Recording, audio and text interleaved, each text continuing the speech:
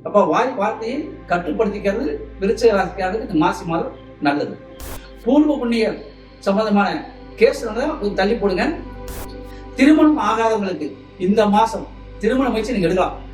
இதுவரைக்கும் உங்க திருமணம் தடையா இருந்தால் கண்டிப்பா இந்த மாசி மாதம் நீங்க நகர்த்தினா கண்டிப்பா நகர்ந்துடும்.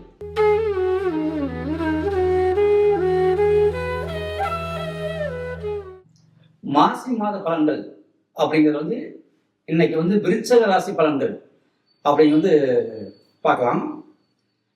மாசி மாசம் இதுல விசேஷம் என்னன்னா மாசி மகம் ஒரு விசேஷம். அதாவது பௌர்ணமி அன்னைக்கு வர்றது. அந்த மாசி மகத்துல பிறக்கிறவங்க அதாவது மகத்து பெண் ஜெகத்தை ஆழ்வாள் அப்படின்னு சொல்லுவாங்க. அது மாசி மாசத்துக்கு பொருந்தும். அதே மாசி மாசத்துல அந்த மகனசர் வளனைக்கு எந்த பெண் பிறந்தாலும் அந்த பெண் ஒரு ஆளுமை திறமை உள்ளவராக வருவாங்க. அடுத்து மாசி சிவராத்திரி வரும். இந்த ரெண்டு இதை பத்தியும் நம்ம இந்த 12 ராசி பலன் முடிஞ்சுன்னு நம்ம சொல்லுவோம். இப்ப விருச்சிக ராசியோட பலன்கள் சொல்றோம். விருச்சிக ராசி கால தத்துவப்படி 8வது ராசி. இப்ப அந்த விருச்சிக ராசி கால தத்துவப்படி மறைவான ராசி. விருச்சிக ராசி ஸ்திர ராசி. விருச்சிக ராசி நீர் ராசி. விருச்சிக ராசியில கேது உச்சம் பெறுவார் அப்படிங்கிறது ஒரு பெரிய விசேஷம். பெரும்பாலும் விருச்சிக ராசிக்காரர் ஓரளவு ஞானோதயம் பெற்றவர்கள்.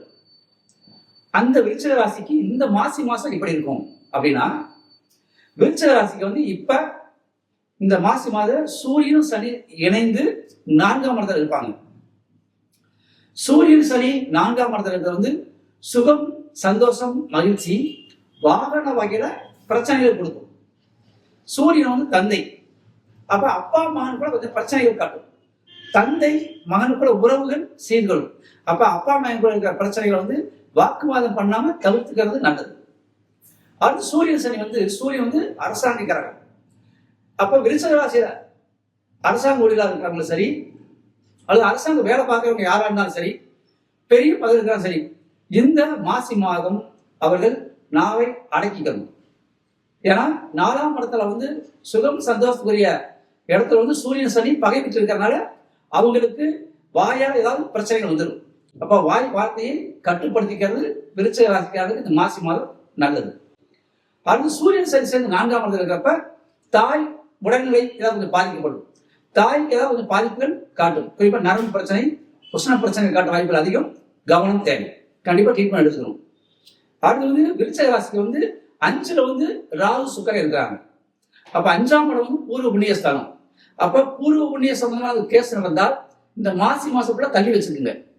ஏன்னா ராகு கேது சேர்ந்து, ராகு சுக்கரன் சேர்ந்து நம்ம இந்த 5ஆம் இடத்துல விருச்சிக ராசி 5ஆம் இடத்துல உங்களுக்கு சாதகமான தீர்ப்பு கண்டிப்பாக வராது.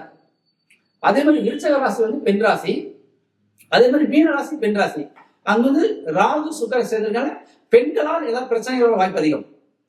பெண்களுக்கு இந்த மாசி மாதம் பிரச்சனை வரும்.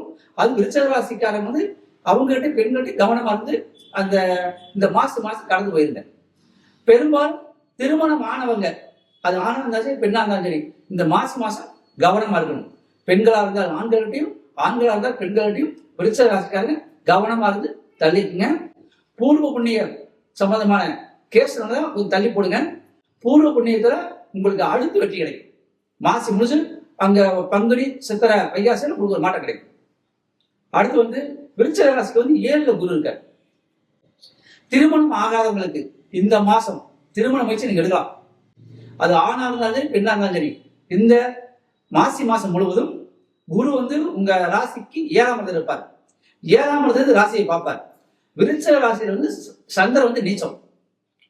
அதே சமயம் சனி 4 இருக்கார். பிரச்சனை கிடையாது.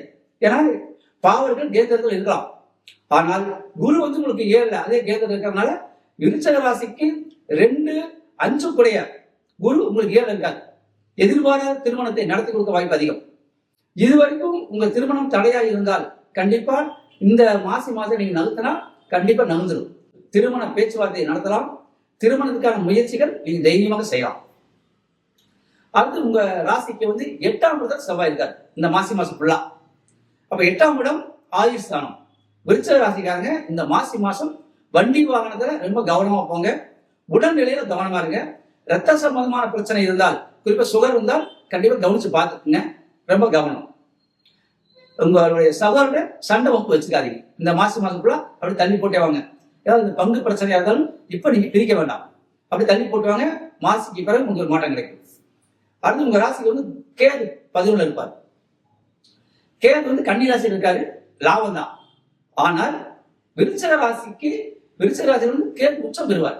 அவர் வந்து உங்களுக்கு 11ஆம் இருப்பார். அப்ப கேதுவால் உங்களுக்கு லாபம் தான்.